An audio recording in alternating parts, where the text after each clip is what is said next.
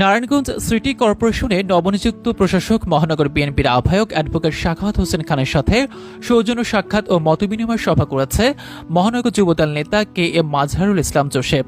2 April বৃহস্পতিবার বিকেলে নাসিক ভবনের সম্মেলন কক্ষে এ মতবিনিময় সভা অনুষ্ঠিত হয়। মহানগরীর আওতাধীন সদর বন্দর ও সিদ্ধিরগঞ্জ থানা যুবদলের নেতৃবৃন্দ সহ 27টি ওয়ার্ডের যুবদলের নেতৃবৃন্দ এ সময় জোসেফের নেতৃত্বে সভায় অংশগ্রহণ করে। এ সময় তারা অ্যাডভোকেট সাখাওয়াত হোসেন খানকে অভিনন্দন জানান এবং সুন্দর নারায়ণগঞ্জ গড়তে জোসেফকে সাথে নিয়ে কাজ করার আহ্বান জানান। এ সময় নবনিযুক্ত প্রশাসক অ্যাডভোকেট সাখাওয়াত হোসেন খান মনোযোগ সহকারে যুবদল নেতৃবৃন্দের বক্তব্য শোনেন। অন্যদিকে জোসেফ বলেন, দল অ্যাডভোকেট সাখাওয়াত হোসেন খানকে প্রশাসক হিসেবে নিয়োগ দিয়েছে।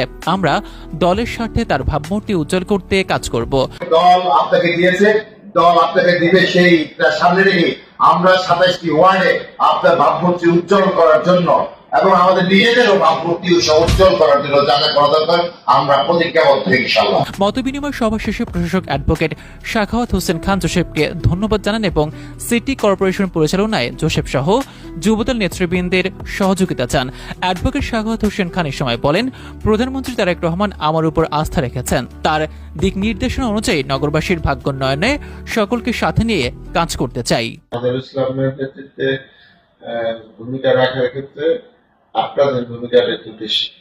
আপনারাই তাকে তুলে ধরেছেন, তার পক্ষে থেকেছেন, মিছিল করেছেন,